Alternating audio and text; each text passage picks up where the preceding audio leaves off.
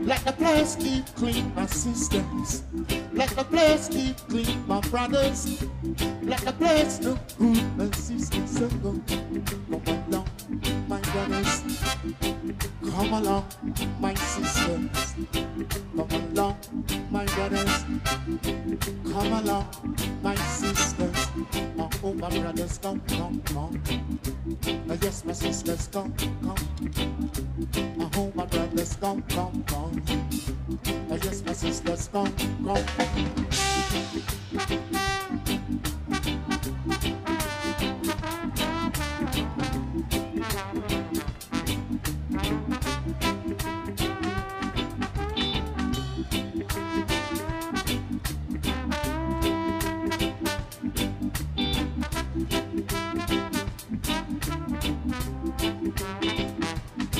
Yeah, Rastafari.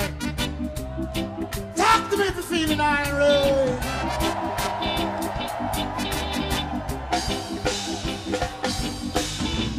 Yet you pick up the pieces. Yet you pick up the pieces. All right. Yet you pick up the pieces. Mr. Paul Burke is here. All right. So Paul. Look good, my brothers. Let the place keep clean, my sisters. Let the place look good, my brothers. Let the place keep clean, my sisters. So go, come along, my brothers. Come along, my sisters. Come on, sisters. All right. So, Paul, welcome back to my live, which I term Under the Spotlight. I'm waiting for another person to join, but he's gonna wait a minute. You might even know him. He was in the PNP at some point. His name is Kevin Taylor.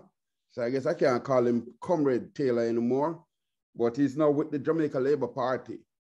And I think he has been trying to run for council and maybe even for a regular seat. So what we will do, we will take care of our business because we have a lot to talk about. And today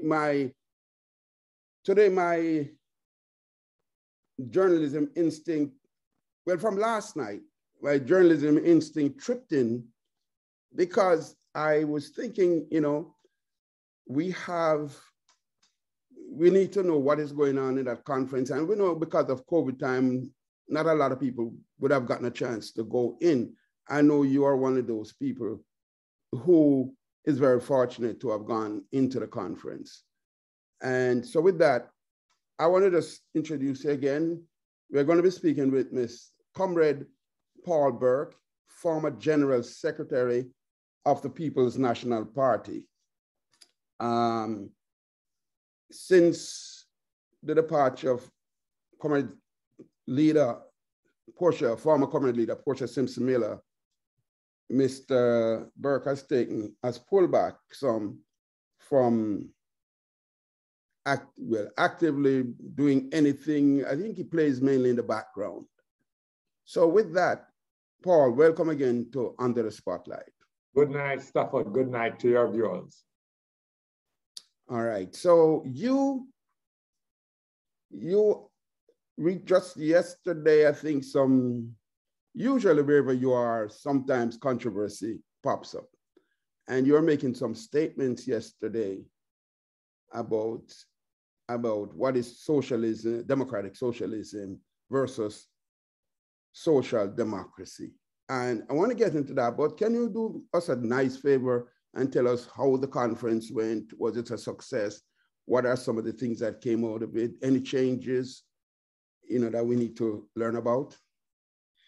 Okay, so I was not able to be, I was there for most of the conference. I got hit off once or twice, but in the context of us being forced to have a virtual conference, I think we did fairly well in terms of discussions, in terms of reports, but it was unfortunate that many delegates would have had challenges to get on and participate.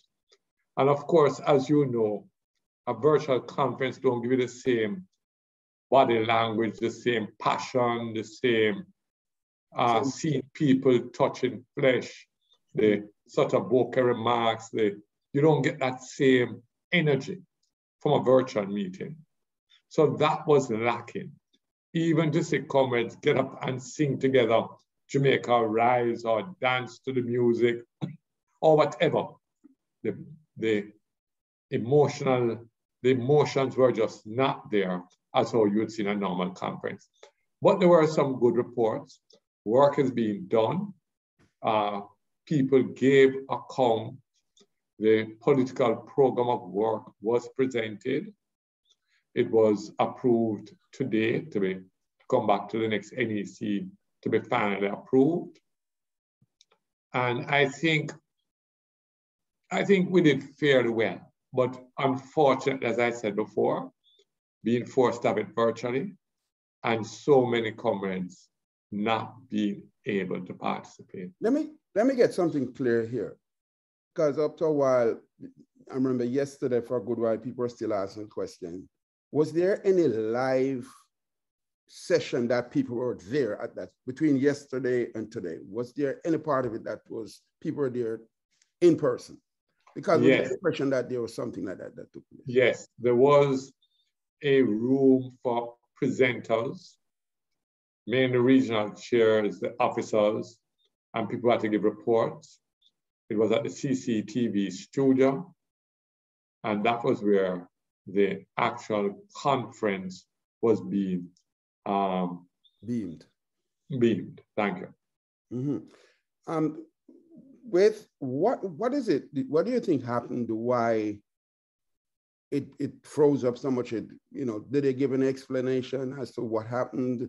Was it that they didn't have a big enough, wide enough bandwidth to carry the conference, or because I saw it yesterday, and today I was watching a little part of PJ Patterson's thing, and then it just disappeared. It dropped off. So is it that they didn't plan properly in that regard, to say they didn't think it would have been that well attended by people logging on? Because at one point I saw up to like 800 and something people, and then it just tumbled to 400, and then it went Okay. on. So there were several different rooms, as you know, several different platforms. The whole of that technological side was outsourced to a company. I don't know if it was CPTC or not. I don't know who it was outsourced to. But there obviously were problems. I can tell you that. I had no problems to watch the conference, the public session at all on the platform, none whatsoever. So who do you think was the most effective speaker of the conference? I know sometimes you said you got dropped off too, but from what you heard. Okay. And what about the speech? Why do you think? From the public session, I liked the party president's content. Personally, the PNP strong is not the message I would have used. I would have used PNP for the people rather than PNP strong. But I know the message they are trying to say, that the party is regaining its strength. And that also is important, because we certainly are at a much stronger place than we were 6 months ago. So I think that is what they want to carry through the message. I liked several things that he said. there were some commitments made, particularly to students who are paying back student loans. Can you be more specific? Can you be a little bit more specific? Yeah. A number, this has been a vexed problem, even when we were in government, although we reduced the interest rate, that no student would pay more than 15% of their income, and there'll be a moratorium for students who were unemployed. So a student was earning 100,000 a month. Well, a former student was earning 100,000 a month. The maximum payout was 15,000 out of that salary. I think that is a very important step, something that has always challenged young people in going forward with their education and is long overdue. Right? I agree that we should not be forcing people to get vaccinated. It can't work in many countries, and it certainly could not work in Jamaica. I think it's a bad idea by some employers, the private sector, and certainly the government starting to promote it. A vaccine mandate, in my view, will lead to massive social unrest. But it's not the social unrest, it is wrong in principle, because people have genuine concerns, rightly or wrongly, about the safety of the vaccine. And when that is in somebody's head and they have that fear, rightly or wrongly, you should not be forcing them to vaccinate. What do you think about, I heard, I don't want to tell stories on him, but I think it was your comrade leader, Mark Bolin, who's saying that they should trade taking the vaccine and you get some kind of care package. What do you think about that?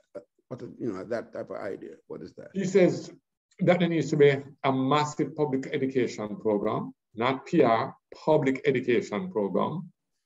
And then you also need to give incentives with it. The private sector groups who want persons to vaccinate should give incentives, but more importantly is a public education program. What form do you think? Because we have heard a lot of commercials, infomercials, public announcements about persuading, asking people to take the vaccine, but they're still not buying into it. What do you think is wrong with that program, with that approach? And you need to get some Jamaica. What do you think will be done to get them to buy in? Well, everybody won't buy in because there's a real fear. And although I will tell you, Stafford, a lot of rubbish, blatant lies, fake news have come out by the anti-vaxxers. But there's some credible information if you have the time to sieve it. And most of us don't listen to everything. We're just tired of the fake news. We're tired of the rubbish. But there is some credible information. And there are some people who have had serious adverse effects from the vaccine. And remember, the vaccine has been heralded as a cure-all when it was put out there. And at one time, the CDC actually told people you could drop your mask. You didn't have to wear a mask. Then we found out, no, you can still catch it and you can still spread it. Then we found out you need a booster. Then we found out that even with all of that, you may need a third booster. Right? So all of that, right, have confused people. Granted, the CDC is not the World Health Organization, but most people in Jamaica listen to what the CDC is saying, right? And just the whole thing. So there's genuine confusion about it. And then there are some other things where I have seen in Costa Rica, I think, was it Costa Rica or El Salvador, one of those two countries, where their Minister of Health gave out certain things, vitamin D tablets, things to build your immune system. We did no work. We had to listen to other people. I saw the videos of pictures about turmeric and ginger, but there is nothing officially by the Minister of Health to say, these are some things to build up your immune system. Get 8 hours of sleep. Get some sunlight to build your natural vitamin D. Have as much natural juices, natural fruits, turmeric, ginger, all the things we know that we should have been telling people to build up your natural immune system. That was pathetic. So we got some people telling you to steam. We got good and bad advice from social media. Yeah. So who do you think? We saw where there was almost open warfare within the JLP's camp. PNP has known war for a while now, 2 years of war, maybe even longer. Who do you think in the party, in that JLP, should be held responsible for this? Because Tufton was always out there every day. In the early days, it was the prime minister. Everybody was jockeying to get in the, get in the video light, as the song goes. And now the thing has collapsed. Who do you think we should really place blame on? Should it be the technocrats, Tufton, or Holness? All right. So there has to be some collective responsibility here, but primarily it has to be the Minister of Health. Yes, he has worked hard, but he has done some stupid things. And the government has also made serious effort, but they have made some stupid mistakes. And Mark Golding pointed out one of these. You announced that you're not going to open back face-to-face classes until you have 65% of your children vaccinated. A position I don't agree with, but that's the government's position. You get a limited amount of vaccines. Yes, you want parents to be vaccinated. So you should have either the Johnson & Johnson or the AstraZeneca when children go. But you cannot be using up the Pfizer, which is the only vaccine approved for children, right? Over 12. And then giving it to people, all kind of people. And then now that you want to resume school, the children don't have enough vaccines or even to get their second dose. And Mrs. Holness points the obvious out, but it's actually the policy from the office of the Prime Minister. Now, I'm sure the policy from the office of the Prime Minister was not developed singularly by the Prime Minister himself.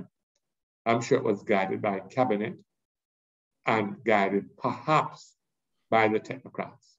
But ultimately, I remember, and it's not tit for tat, I don't believe in tit for tat, what was called a dead baby story, right? And the principal, the JLP said, not that Fenton was evil or wicked, but somebody had to be held accountable. In the same way, the government predicts that there's going to be a third wave. They predict it, but they don't buy the oxygen. They get the field hospitals from the United States of America, a big thing about it, but they don't put up the one in Savannah until people are in the corridor. They don't put up the one at UWI until people are in the corridor, right? So it's an 11th hour panic planning they have done. And they have got a lot of aid. I saw it being added up, I think it's $180 million from different international organizations. There are some priorities you must do if you know a third wave is coming, as you predict. No, but with all of the shortcomings of the government, the way they handled it, I think from my vantage point, I think we got a very lukewarm response from the opposition party. In your times, right, when in your, the days when Paul Burke was stomping and making, noise, what do you think you would have done as a party or encouraged the party to do when your general secretary especially? What would you have done differently than what this government, ruling government is doing? So first of all, I don't agree with you that has been lukewarm. It is a difficult, confusing period. People are genuinely confused. the PNP has been making its points in a responsible way and not playing politics with the vaccine or the COVID issue. So that's number one. This is not a time to go to score political points. You take your position, you make it. Secondly, as you know, in this environment, you can't really do the number of meetings in communities to explain to people that these are the issues. I think the maximum amount of people, and you really don't want to expose people to, and people have to get home have to start going home by 7:30. So the community meetings we normally have across the island, the 228 divisional meetings, face-to-face meetings to explain why we are taking those positions, we have been unable to do so. So we need to strengthen our position. We need to do more public education. The PNP is not an overly rich party. We have other priorities, but I can tell you, I've heard the statements that have been carried on television, they've been carried in the media. We have pushed them on social media, and we have been critical of mistakes without making it too partisan. But when we look, optics is everything, it is said. And we look at a little party in its embryonic state or stage. And this little party went out there. Yes, they got into some trouble, but they made a whole lot of noise. And I think because of that, people gained strength in expressing their like or dislike of the program itself, how it is handled.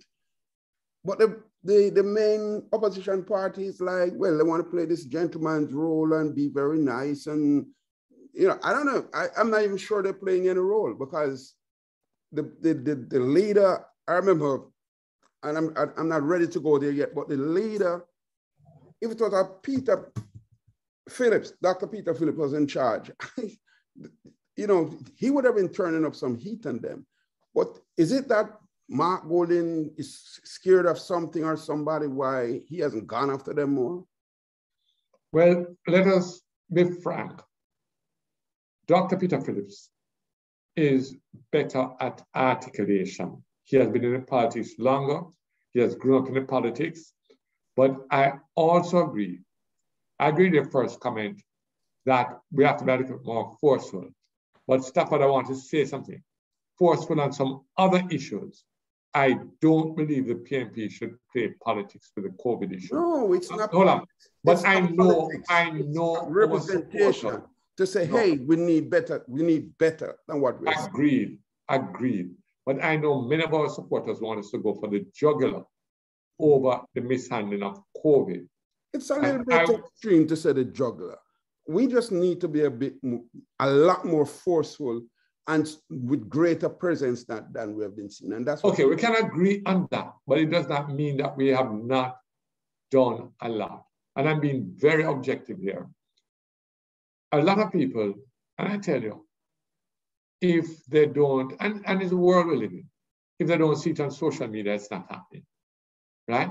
But I can tell you, we have a social media presence, and I've heard Morris Guy several times on radio news, on television news, making the points. We have said it in Parliament repeatedly. But I say to you that a lot of people are genuinely in confusion and fear, and it does not necessarily resonate, even when you make the points. When you say Dr. Morris Guy, I'm not saying we haven't heard him saying some things, but sometimes people have one person A, person B can say the same things, and person B can become or sound more effective, with more command and with more urgency in the way they want to sound the alarm, to say, hey, something is wrong here. How many people have died since? I remember when we were like I was like looking, I have a thing on my computer, on my phone actually. It's a program that comes out of the World Health Organization. And it gives you second by second, minute by minute, blow by blow of the amount of people dying. You know, and this is why sometimes when I hear people pretend like this thing is not serious, it is as serious as anything can be. If you hear a hurricane is coming and they tell it's just 20 miles outside, you're going to do everything to batten down and fix yourself and be prepared. Yes, the vaccine might not be the 100% best, but it's the best we have to fight with right now. And I'm saying that Dr. Guy, he will make a statement, yes. But when we need to, some people need to see more than that, because, and this is what is creating the confusion, because the opposition is not there to help the people to understand. They can't just sit back and watch the government squirm. Or the people who are in charge squirm. When, you know, opposition should, the little guy, what's his name, Patterson, he has gone out there in the facing all of the COVID thing. But when I look at what Jamaica jumped from about 400 deaths, no more than about 4 or 5 months ago, to 2,000 deaths now, you know, somebody should be feeling some kind of heat for that. Okay, we can agree on that. And I take the point that the People's National Party also needs to do two things: more public education, first and foremost, and secondly, more advocacy about the negligence, the mismanagement, the mistakes of the GLP government.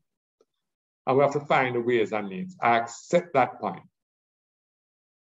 And then to take it back to where this all started, to say that there was a Dr. Peter Phillips who was like tearing down walls, knocking down buildings, dragging out prisoners, ready to send them off to jail. And people were hell-bent on bringing him down to take over because they felt that they could have done a better job. Don't you think it's time somebody say to themselves, you know, I don't think I'm the right person for this, because I can't even reach the level of where Peter Phillips was. You know, we can always talk about blame it on COVID and COVID time. No. You watch social media, you know, social media is very forceful when people are ready to roll. You know, and you guys have access, the opposition, they have access to the same things, but people are afraid of getting their hands dirty, as the saying goes. And we just, yeah, they even know when they come to do a conference, it can't even be done properly because they don't practice it throughout. This is suddenly, you remember the first time we did a live together? And this was the first time I was hosting a live. So there were a lot of itches and problems because I was not fully familiar. Now I'm much more familiar. And I didn't have that kind of problem. So now you come up suddenly because you have not been practicing this thing, being on social media with the people. You come now, you should have been keeping these town hall meetings from ever since, from way back when, to talk about these things. And I'm just saying, when do you think a person should look at themselves and say, you know, I'm not cut out for this? Because right now the thing is killing. And you know, I wanted to go a little slower in, but I know you have to go soon. But no, I don't know what if you are saying to me, Stafford, that the PNP needs to expand its presence virtually, on the ground, face to face, and that message was sent over the weekend. More than one person spoke about us going back on the ground. We have to do it very responsibly and very carefully, right? But I can tell you, yesterday when I went to the conference center where the conference was being held, it's the first in months I have been in any gathering of more than 5 people, right? I'm 69 years of age. I don't expose myself. I wear a double mask. So there is a hesitancy of people to go out on the road and do political work. And there's a hesitancy, I'm not allowing anybody to come on my yard and not to come talk and engage me. So there's that reality. Notwithstanding that, I agree with you that the party needs to be more forceful. I believe coming out of this conference, it will improve. Will it improve as fast as you want it to improve? I don't know, but I expect to see improvements. What would be a good time frame for you to say, okay, we have given you and if by this time we're not seeing a greater presence or feeling you more, what would be a good time frame from now to when? I can't tell you because I don't know what COVID has in store for us. No, we have to work with COVID. Right? So I'm not going to blame No, COVID anymore. but I don't know at what. No, COVID is here to stay. Virtual meetings are here to stay. And I agree with you. We need to teach our people more about the technology, right? Let them get more involved, more accustomed. Seminars are good for virtual meetings, but there are some things you want face-to-face, like your divisional conferences, your constituency conferences. You don't get the same thrust, cut and thrust, and debate in any virtual meeting, like how I know we have got at conferences. We have to do far more hybrid meetings. We have our local government elections coming up. We don't have the steering wheel. The Prime Minister says he will not call it in a COVID pandemic period. Really? 3 weeks before the August elections, he told Jamaica that elections were the furthest thing away from his mind. So now we know we can't trust him with facts or truth. So we have to be prepared, right? So I think the party's focus right now is the preparation of local government. Now remember, things are not equal.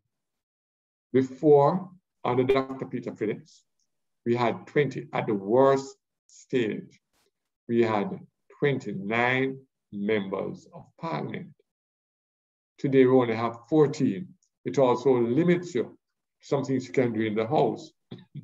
I was reminded yesterday that for certain things to go forward, you need 15 MPs to sign, right? So you are limited. You have less people out in the field. You have less representation. You have less MPs taking care of people. I'm talking about PMP people, right? So you have a weaker party. You have 14 people in parliament pushing, but it's not only in parliament, it impacts on the party out on the road also. So you can't just compare the two situations. And secondly, being in this COVID period.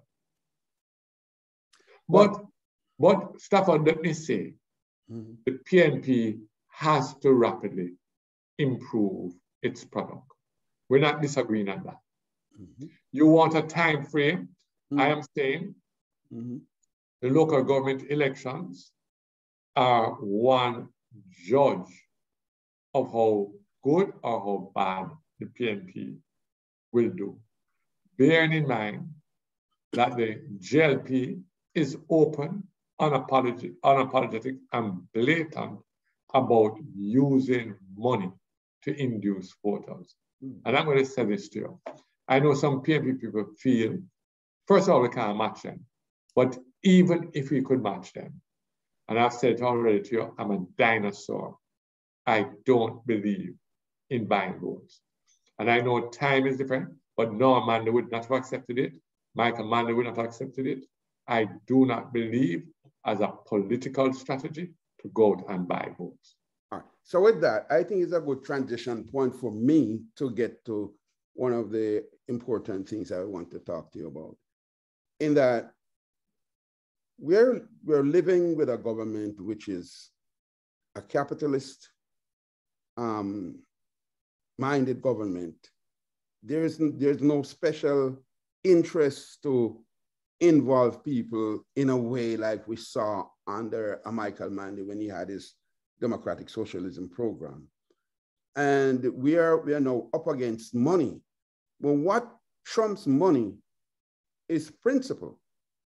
And if people are trained or made to understand that principle is far greater than getting $64 US, which can give them a couple of evenings, food, dinner, or whatever. And if you are operating on a principle that we're working together as a people, and we can, say, for instance, a community, a farming community, people within that community know that they have to stick together. If it means helping each other to plow the field or carry water or run a pipe, it's working together, people working in cooperative to bring the results they're trying to get. if people are just out there competing against wealthy people, and the most they can do is push a hand cart or sell something on the side of the road, they need something more than just, just going out and hustle. They want to have a purpose. And I'd like to ask you, the party's philosophy and ideology is something called democratic socialism. And it worked. I saw it work under Michael Manley. What is your true opinion? Because you were talking something about democratic socialism versus social democracy. Give me your true opinion on that. So let me say this, Stafford, and I'm going to come back on this because this is going to be a discussion. First of all, the party's philosophy is not necessarily the party's ideology. When the PNP was established in 1938, it was established with a philosophy for building democracy in Jamaica, for improving the standard of the Jamaican people. It was really based on egalitarian principles, although the word egalitarianism was not mentioned. But Norman Manley, particularly after he came back from the First World War, after reading and seeing the whole question of the Frankfurt Declaration in 1939, was committed to egalitarianism. So the PNP was founded on democratic and egalitarian principles. And the philosophy was that Jamaicans should have more say. Well, we're talking about independence at the time. We're talking about Jamaicans having the right to vote. Independence was not on our agenda yet as a party. Universal adult suffrage was the issue. In 1940, the PNP declared itself a socialist party, not a democratic socialist party. And Norman Manley defined socialism very carefully. He said it was not just a matter of workers getting better wages, although that is important. It was a question of the workers owning the means of production. Then you know about the internal struggles in the PNP. I'm just summarizing, but that in itself, Richard Hart has done a very objective assessment of the right and the left and the expulsion in March of 1952. Then you know Manley's policy of industrialization by invitation, which many people felt was betrayal of socialism. And then you know of Norman Manley's speech, which is good for the party to read, socialism, betrayal or not. Then we know that the PNP kept silent after the expulsion of the Young Socialist League in the early 60s and said nothing more about socialism. The platform we went to in 1972 was better must come, time for a change, the must get a beating, the word is love. End victimization, end violence, create jobs. It was a social program that we carried, not a socialist program. Socialism is first about an economic model. First and foremost, if you're not talking about the ownership of the economy, and I don't use capitalism as a bad word or a negative word. No, right? Not at all. So we live in a society where all the major means of production, distribution, and service are owned privately. And a large proportion of that private ownership is owned and controlled by big capital. Well, isn't that what it is right now? Yes, and that is what has been for quite some time under either the PNP or JLP. But there was a time under Michael Manley when he had distributed not necessarily the wealth, yes, but the ownership of those organs or agencies of production. Thus you come down to as small as, say, Radio Jamaica, when it was shared up with the workers and different people and common people. Let's be very specific on that. On January 19th, 1977, after his speech on January 3rd, Michael Manley announced that the government was taking over the Cab Cement Company, which had not done an expansion, BET, British Electric Company, the JOS, and RJR, which up to that time I did not know were owned by the same company, BET, until that speech. And of course, Barclays Bank, which became Mutual Security Bank. Mm-hmm. But this was not, as he said later, a deliberate policy. It was because these people wanted to get out of Jamaica. But there were some other great things that Manley did. So for example, the West Indies Sugar Company owned the greatest amount of land in Jamaica, all the flat land. And Manley agreed for the government of Jamaica to take over those lands and a number of those sugar estates. Now, was it deliberate policy or was it default? It doesn't matter. What you must also remember, Stafford, as soon as Michael came back to power, and Michael spoke about continuity, there was a collapse of the Soviet Union shortly after, but there's also Ministry Paper number 70 or 71. I can't remember, I'm going to look it up. I think it was Ministry Paper number 71. And Ministry Paper 71 outlined the divestment of all the things the government had ownership in, with the exception of things like the SO oil refinery, but still called the SO oil refinery. And we divested all of those things, not back into the hands of workers. We had many major... No, let me finish. Let me tell you why I remember. Under who the divestment took place? Michael Manley. Let me tell you why I remember. I got up in the 1990 conference to oppose it, right? Openly, publicly, vociferously.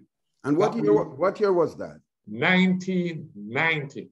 Yes, but you must remember now. I'm talking about the change of policy. He had come from under punishing. I'm not complaining. Or punishment by the CIA and the American government. Stafford, I am not disagreeing with the divestment. You know. I'm disagreeing with what was being done. He had to change to save his own life. Stafford, I met with Michael at the BOJ auditorium, and I said, you have been vindicated, the mixed economy, right? He had a small meeting with a number of people we regarded as ideologues down at the BOJ. And we had that meeting. And I said, Comrade Manley, the mixed economy is the way to go. Now let's go back, because the first thing about democratic socialism is its economic policy. 3 sectors: the public sector, the social sector, mainly through cooperatives and the COA started, and a private sector.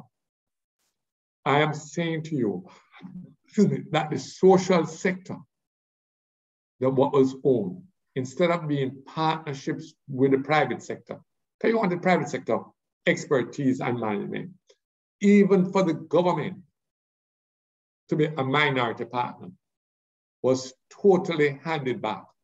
Oliver Clark was made chairman of National Tenant Properties. Frank Pringle, a white progressive Jamaican, had named John Cook as chairman, right? And John Cook had a more enlightened policy about it. And Michael Manley, at a cabinet meeting, had to change the decision from John Cook to Oliver Clark, right? And it was, whether we want to talk about it or not, and it was also Michael Manley, PJ told me this on the Michael Manley, who instructed Patterson to make sure that the Rollins family got back their land. And of course it had to be done because Jamaica was losing all US aid and was going to be punished if Rollins did not. Exactly, that's what it is. He had to back down. Of course. Not that the thing wasn't working, but the US government would not have that on He could not have won back. Let me tell you, plain and straight, Michael Manley could not have won back in 1989 if he did not come to some understanding with the U.S. State Department. Because Saga was a colossal failure. Let me tell you, and that is plain and that straight. what Michael was doing was right, because I think even those guys, the Bush father Bush, invited him to apologize. Because of our tradition or romanticism with the word socialism, we did not really say to ourselves, you read the compass. Michael Manley speaks of outcomes, and that's part of the compass, and not the economic model. So we moved away from state ownership. We had to. Hold on. I am not complaining, I'm just being factual. Yes. We did not continue with the social ownership. Let me finish, please.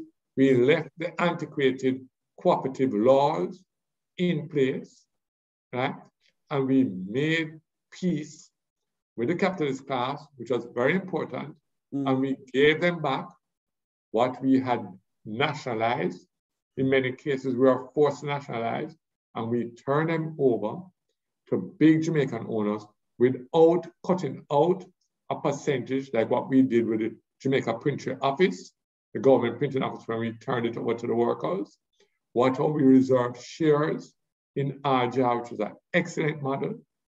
We abandoned that model under pressure.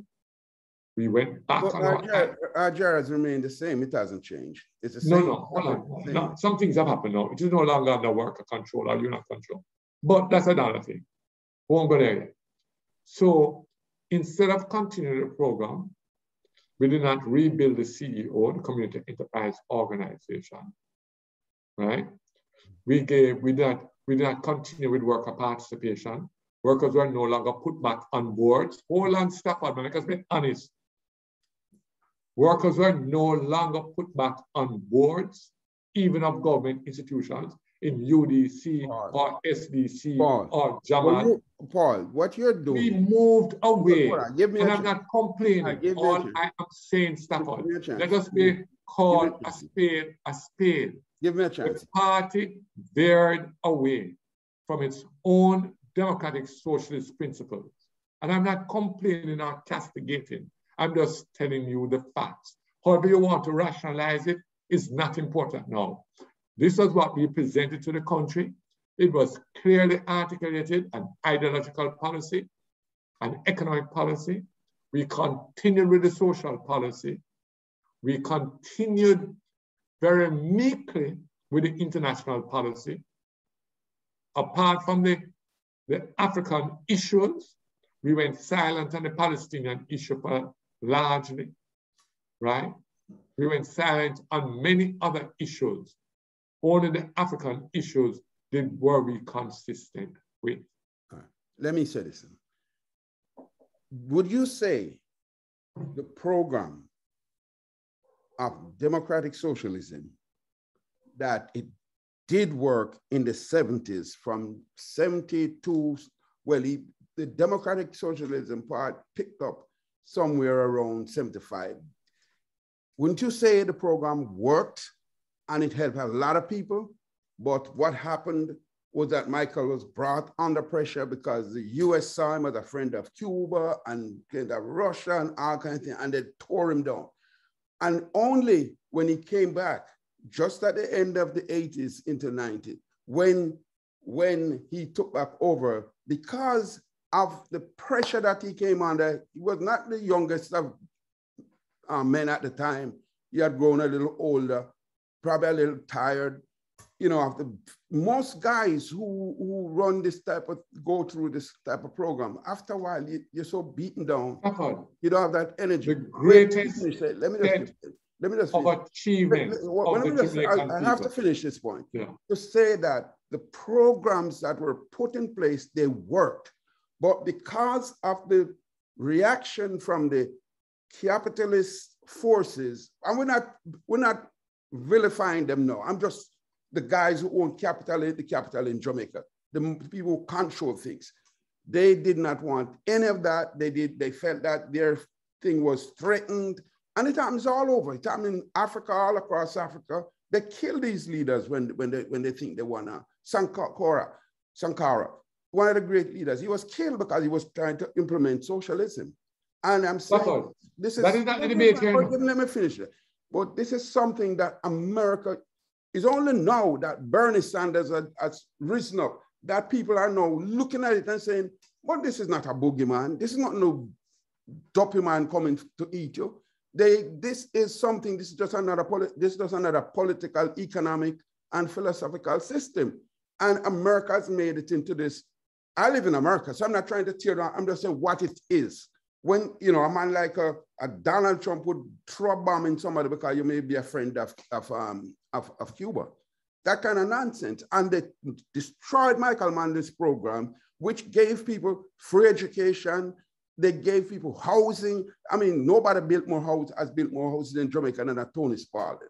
And all the good leaders that many other education minister, they were not trying to steal like we've seen now, and we put it right back in their hands, and the country is not going anywhere. We see the condition in the hospitals, we see, so this is what I'm saying, to just start to say that this was changed and that he had to change because that was the gun, he was under the gun. And there are other people in Jamaica, PJ Patterson, if he was to speak the truth one day, Bruce Golan, if he was to speak the truth, all of them came under pressure. Even Mama P must have come under some kind of pressure too.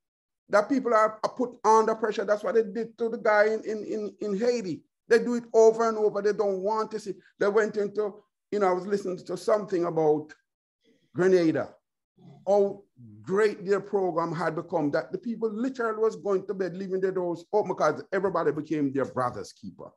We're just little countries. We have to do what we have to do. We can't be like America. Right now, we're doing a stupid thing talking about free enterprise and to allow, you know, globalization and bringing everything. But ask America to take 25 tons of sugar from Jamaica and see what they say.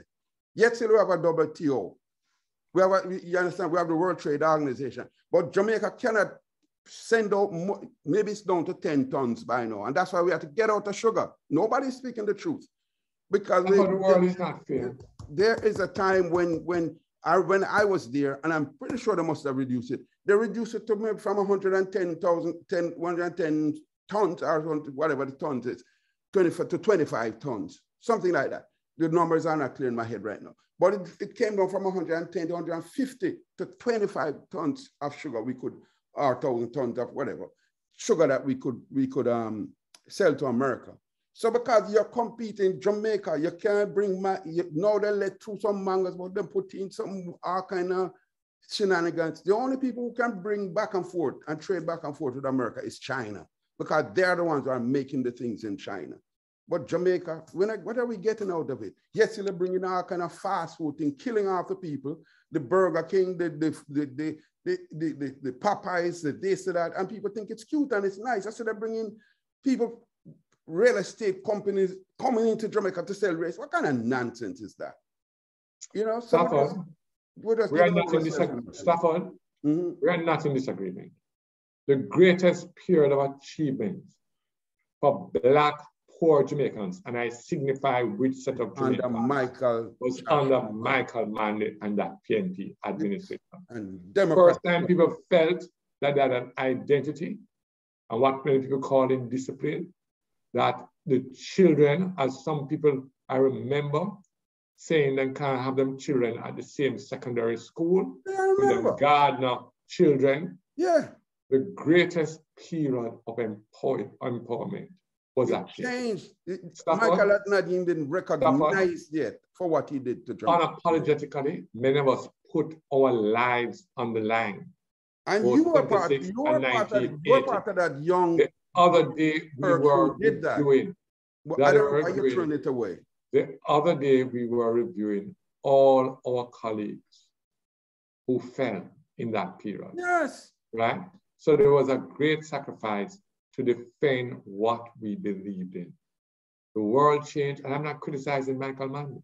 Don't get me wrong. I am saying to people what the principles and objectives are explicit and clear about is an ideological policy Because Stafford, what you have said, you know, is that there are class interests in this country, right? There is class struggle in this country. There is class conflict in this country. Our position is that we recognize these things, we don't promote it, we don't foster it, but our fundamental interest must be to protect the interests of the working people first and foremost, because they are the most vulnerable of Jamaicans. That was our ideological policy. I am saying we launched the ESOPs. I was physically there at the Jamaica Conference Center, and I had hope, but I think it was more a PR thing than anything else. The employee share ownership. We're going to take this up some more because this needs, and your time you have to go for 9 o'clock, I think. I have a meeting with some California. Let me ask you this question because I'm going to get killed for this because all the time when we talk, I forget to ask a question. Michelle, she's asking if the conference had achieved this quorum and what constitutes a quorum for annual conference. You know, unfortunately, it is just 25 people, right? That needs to be up. But all meetings are the part of the quorum. There's no specific. Should be 1/4. But the truth is, we have had many sessions of conference over the years without 1/4 of the delegates there. But that is a pertinent question. Yes. Okay. So I hope that answers Michelle's question. We have 5 minutes to go, and I'm going to cut it because I don't want to take the blame when your people out in California start looking for you and can't find you. Oh, the meeting started already. I told them I'll be a few minutes late. Okay. So Paul, we have just spoken with a former General Secretary of the People's National Party of Jamaica, Mr. Comrade Paul Burke. And we want to say thank you, sir, for coming to us at very short notice. There's another gentleman who I should have brought on, but I know. No, man. Kevin can keep you for 2 hours. No, I'll pick him up next week. No, man, Kevin can keep you going for 2 hours. Don't worry about that. so I have to pick him up. But thank you. But I think this is something, Stafford, I think you see, this whole question of first or philosophy, I defining it, and then deciding what our ideology is. But you cannot talk about ideology without talking about the economy. Yes. In whose interests does the economy serve?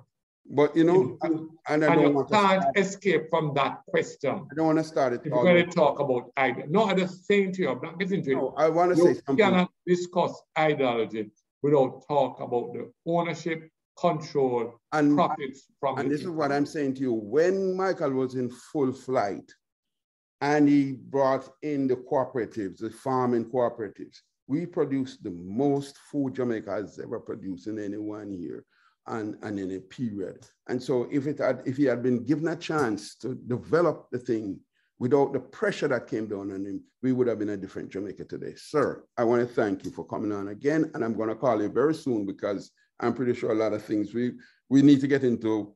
What can we do to fix the PNPs? We still have that question out there that needs answer because some people are saying we should just fall in line, but some people are saying, you know, we don't want that leader. At what point somebody's going to say, who is most important or what is the most important factor in this equation? And I'm saying it's the people. And if the people are saying they don't want this leader, why are they continuing with this leader? All right, that's an opinion and it's a fair opinion. Let us define as a party, not 1 or 2 people, what our philosophy is first and foremost. And then you're going to suffer. And then you're going to suffer at the polls if you just see it as an opinion. That's why you suffered at the polls. No. Because people have stopped listening. Because I think the problem with the PNP, and I wrote this when Peter was there, and I'm going to share a letter with you. After we lost East Portland, I said the problem is we don't know who and what we are. The problem is bigger than East Portland. And I'm going to share that letter with you tomorrow, Stafford. And we want to discuss that letter because unfortunately, and I'm going to call you back earlier than because we need to get. And I said at that time, you know, when people are blaming Peter Phillips, I said this thing, we have been skirting around what our philosophy is for some time. Thank you for allowing me to share my views. Soon, Thank you very much. within the next month, within 2 weeks, I'm going to call you back because we need to go into that is one. And Mr. Stafford, thanks for hosting these programs. I think the discussions, people must be allowed to express themselves. Debate has always been a part of the PNP. I believe we must allow criticism of our leaders, criticism of our policies. We must encourage it constructively, as long as it's not disrespectful. And I believe that we must encourage these kind of discussions in the People's National And let me say this one last thing before you go, and I get my 1 minute to go on my 9 o'clock thing. Can I count on you to invite your comrade leader to come talk with me one evening? Because I don't want anybody to say I'm anti anybody. I'm not part, believe it or not, I am not part of his inner team. I'm not part of his outer team. You're close enough. You're close enough. I'm not part of any leadership structure of the PNP. You're close. Well, the NEC is a leadership structure, but none of the inner teams. Trust me, I'm not. All right, thanks. I'll keep trying. Again, thank you. Thanks for coming. Have a great evening.